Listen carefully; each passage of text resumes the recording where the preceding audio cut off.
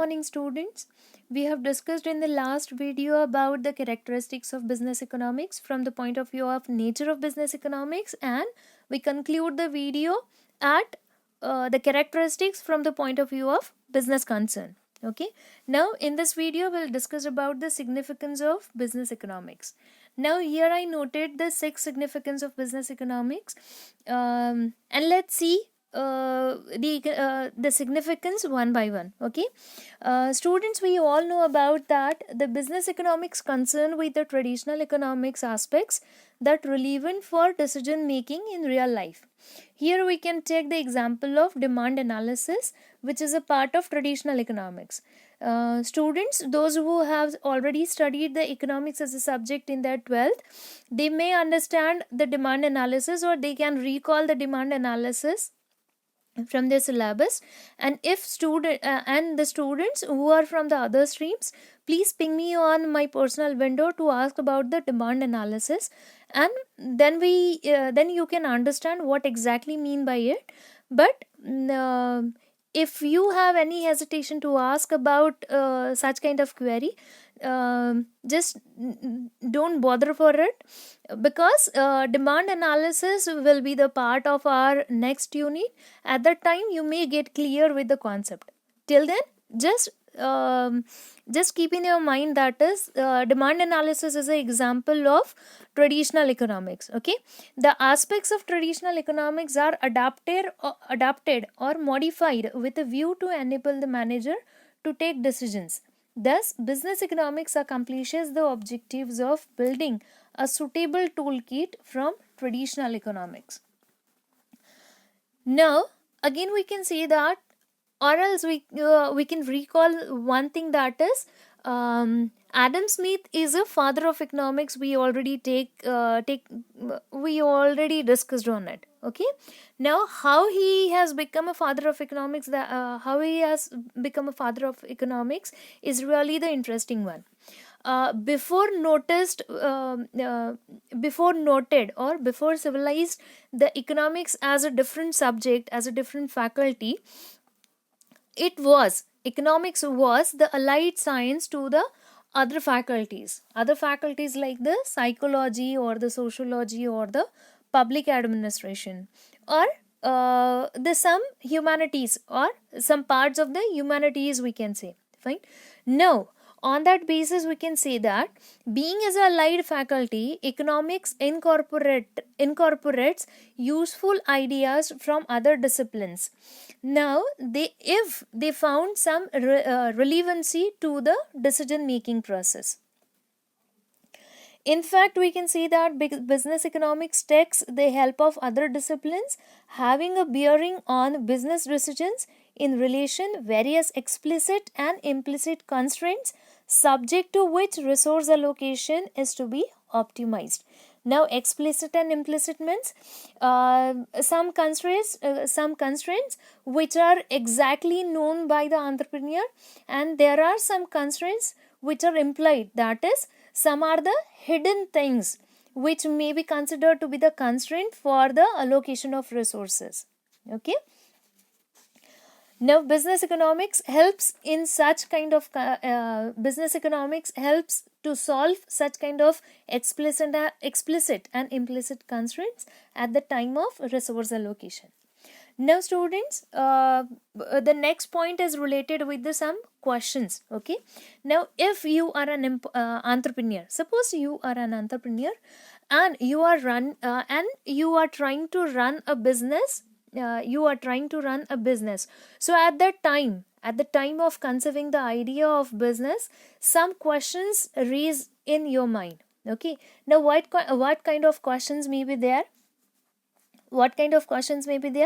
Yes, exactly.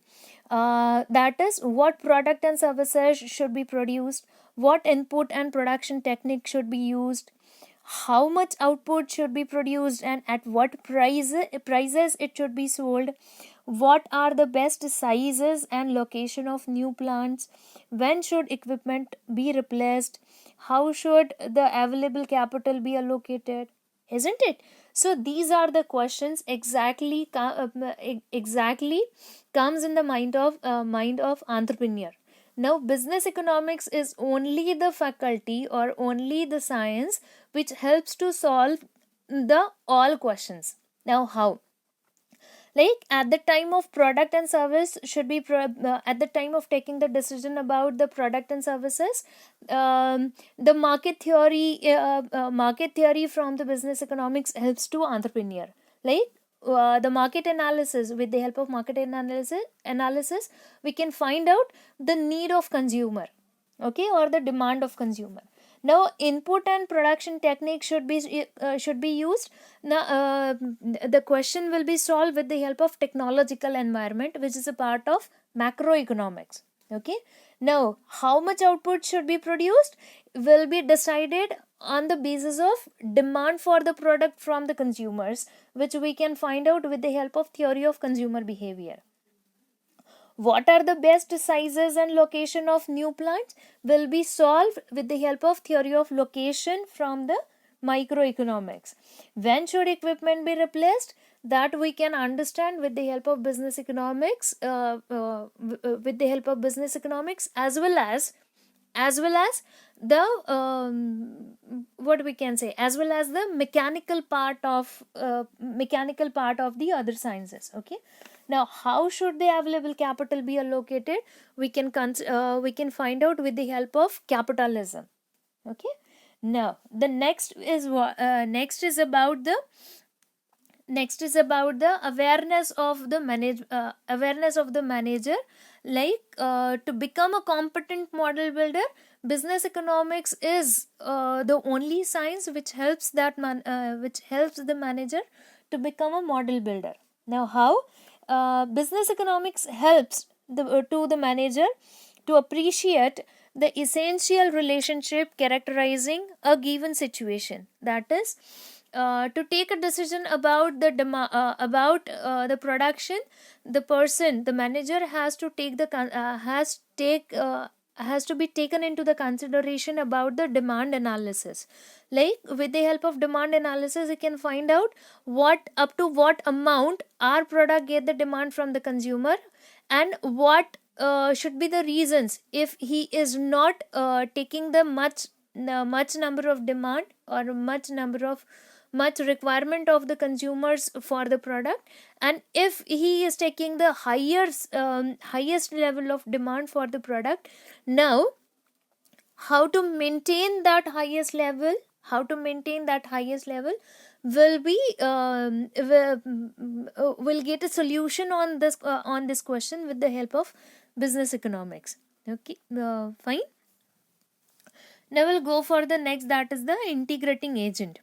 At the level of the firm where its operations are conducted, though known focus functional areas. Now functional areas, that is the department which are included into the firm, as like finance, marketing, personnel, production. Fine.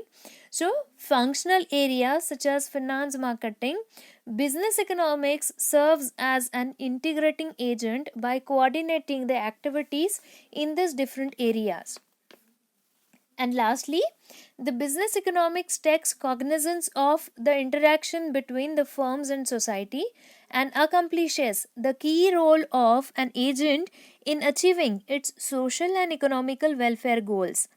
It has come to be realized that a business, apart from its obligations to shareholders, has certain social obligations. Now, what obligations to the shareholders have the business? That is to earn the maximum profit, and to distribute the maximum return on the investment has been done by the shareholders in that particular business. Fine. So apart from this obligation, a business has some social obligations. Now what social obligations? The obligations which are comes under the corporate social responsibility. Now corporate social responsibility means to take a responsibility of a particular area which is underdeveloped, and try to make it develop, so that we can make a balanced economic development to make a economic growth of the nation. Okay. The business economics focuses attention on these social obligations as constraints subject to which business decisions are taken. It serves as an instrument in furthering the economic welfare of the society through socially oriented business decisions. Students, if the business doesn't take into consideration about the corporate social responsibility or about the social obligations, definitely whatever the development has been done by the industrial area, it may not be the balanced one. Because if the industrial development means, if the entrepreneurs focuses only on the profit maximization instead of the wealth maximization, or the social obligations, the development of industrial sector is no doubt in a handsome manner. But on the other hand, the social sector and the agricultural sector, they may not perform and they may not match with the development of industrial sector. Now in that case, the development, though there is a development, but they are due to the imbalance in the development, we cannot make a collective effect on the growth of the economy of the particular nation. So hence, for the purpose of collective gain in economic growth, we have to think about the all kinds of points, or the all the dimensions of development. And business economics is the science which helps to understand the such dimensions, and will help to make a collective growth of the economy. Now, here we complete the significance of business economics. If you have any query about any point, please ping me on my personal window, or else you can call me. You may get my number from our telegram group. Okay. Now we'll go for the next point, that is the scope of business economics. I think I have to stop it with one or two points, after the discussion of one or two points, because the video may get the lengthy one, and you may get irritated with such things. Fine. So let's go for the scope of business economics. Just we take an introduction of it. Students, if we see the scope of business economics, we may realize that there is no any such kind of uniformity of views among the various authors when they mention the scope of business economics. However, the following aspects are set to the collective result of analysis of all point of view, or all aspects of the opinions made by the various economists. The scope, or these points, generally fall under the scope of business economics. Now, what points are there? Demand analysis and forecasting, cost and production analysis, pricing decisions, policies and practices, profit management, and capital management. Okay. So students, here I stop my video. In next video, we will go with the description of all these points. Till then, stay safe and stay healthy. Thank you.